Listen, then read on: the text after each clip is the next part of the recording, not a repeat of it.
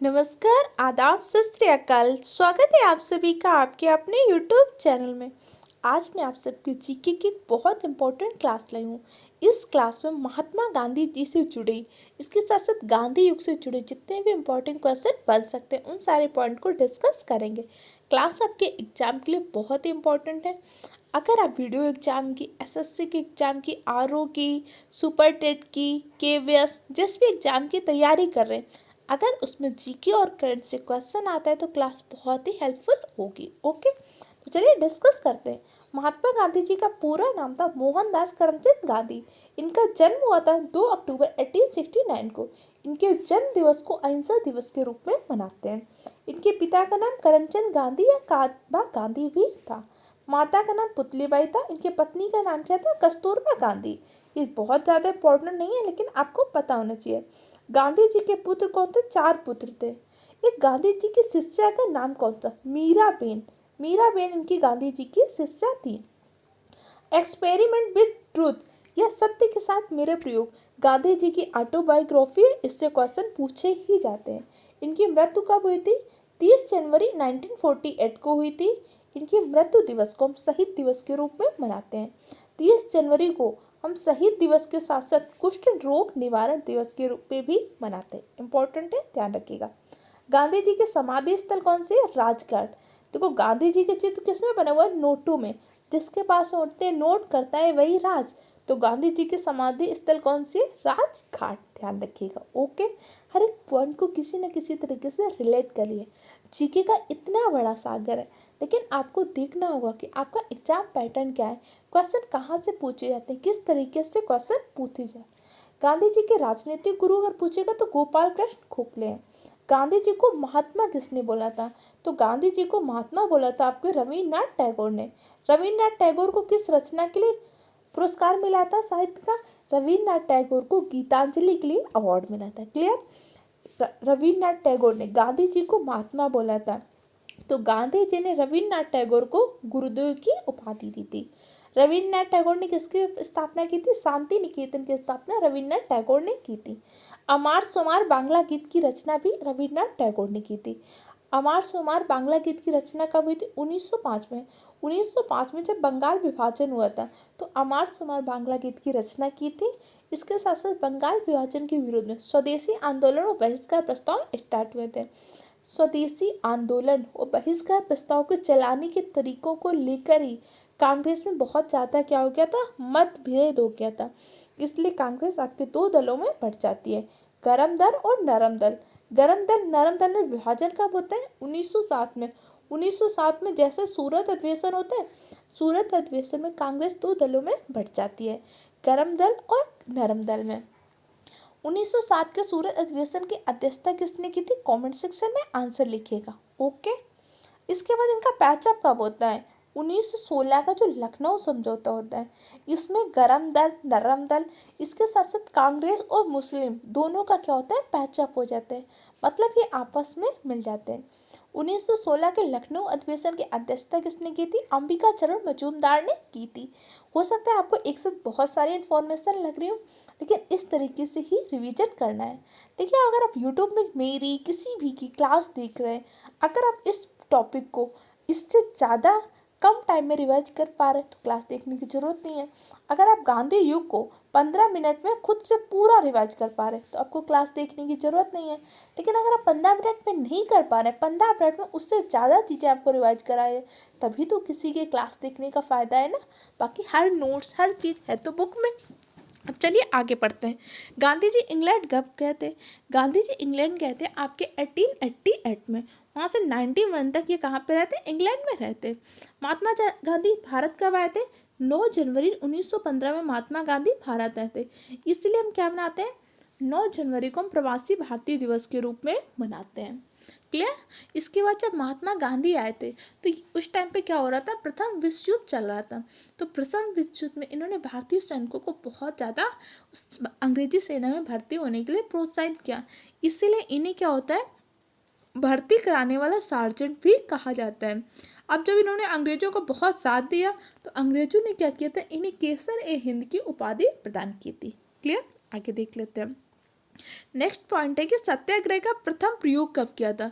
सत्याग्रह का अगर सबसे प्रथम प्रयोग पूछेगा तो इन्होंने अफ्रीका में किया था, अफ्रीका में, दक्षिण अफ्रीका में 1906 में। लेकिन अगर आप बात आपकी इंडिया में करेगा तो इंडिया में सबसे पहले 1917 में चंपारण सत्याग्रह में किया था। चंपारण सत्याग्रह क्यों हुआ था? एक्चुअली तीन गठिया प्रथा के खिलाफ हुआ था।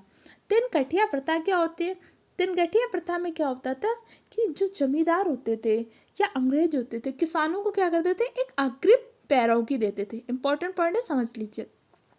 अग्रिम पैरोगी, अग्रिम पैरोगी का तात्पर्य क्या होता है कि भाई जैसे आज आपका खेत है, ठीक है, या मान लीजिए आप जॉब की तैयारी कर रहे हैं, मैंने आपको 10,000 रुपये दे दिया, मैंने कहा अब आपको क्या करना है, इस फसल का उत्पादन करना है। कि इसीलिए उस टाइम पे क्या होता था, पहले ही उसके दे देते थे पैसा, अब आपको क्या करना होगा, इस फसल पे नील की खेती करनी होगी।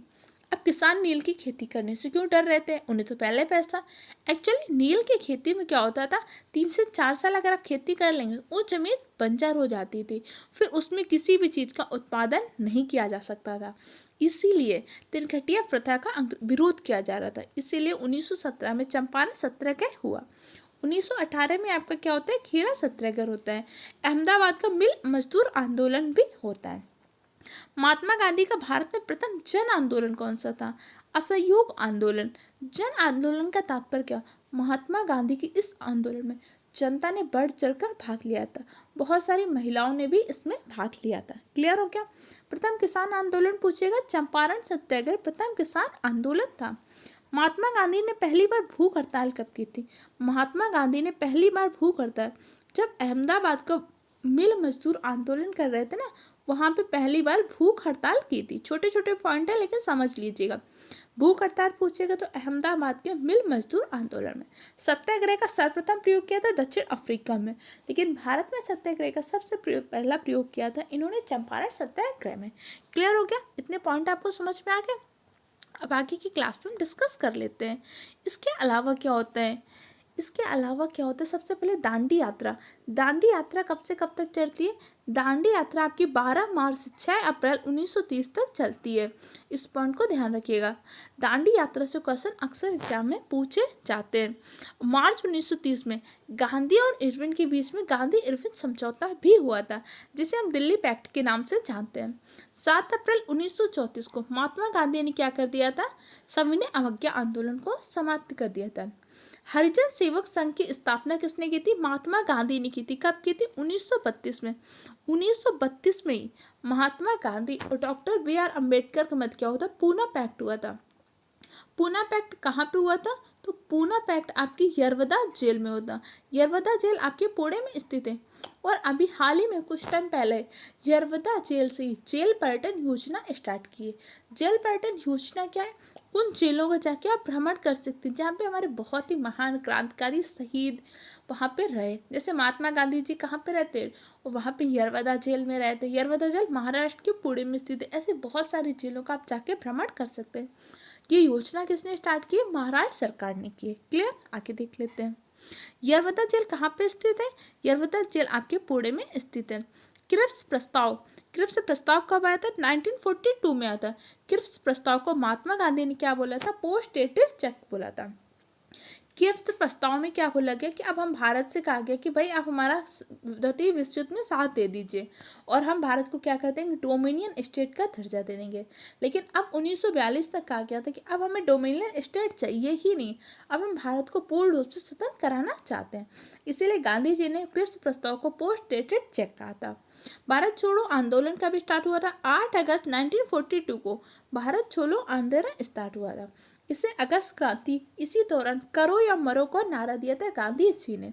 जब भारत छोड़ो आंदोलन चल रहा था उस टाइम पे गवर्नर या वायसराय कौन थे? लिन लिथगो। लिन लिथगो गवर्नर या वायसराय थे। इस पॉइंट को ध्यान रखिएगा। 9 अगस्त 1942 को क्या होता है, गांधी जी को गिरफ्तार कर दिया जाता है।